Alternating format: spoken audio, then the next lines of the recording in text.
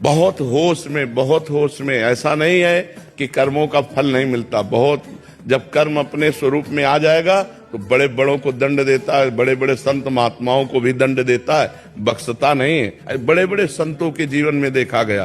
तो ये कर्म बहुत बलवान है, ये नष्ट नहीं होता, ये दंड दे के ही नष्ट होता है। इसलिए कर्म बहुत सावधानी पूर्वक करना चाहिए। तो भगवान ने 3 को नरक का द्वार बताया, कामः, क्रोधः तथा लोभा। तो क्रोध की स्वयं उत्पत्ति नहीं है, इसकी काम से उत्पत्ति है।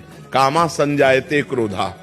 काम जब हमारी वृत्ति उदय होती है, उसमें बाधा पड़ती है तो हमारे अंदर क्रोध आ जाता है। क्रोध स्वयं नहीं आता, क्रोध कामना में बाधा पड़ने पर आता है। जैसे कहते हैं कि आप हमसे नम्र व्यवहार करें, तो ये हमारी कामना है, और जब आप नम्र व्यवहार नहीं करेंगे क्रोध आ जाएगा, क्योंकि हमने कामना की। कामना अगर ना हो तो क्रोध की सत्ता ही नहीं है। तो कामना से ही क्रोध प्रकट हुआ। और जो लोभ है वो कामना से होता है।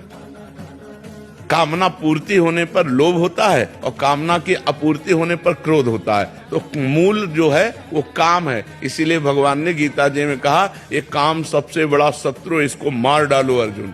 अर्थात निष्कामता जब तक नहीं आएगी तब तक शांति, आनंद, सदगति नहीं होने वाली। अध्यात्म जरूर जानना चाहिए। आज के नए बच्चे अध्यात्म को जानते हैं।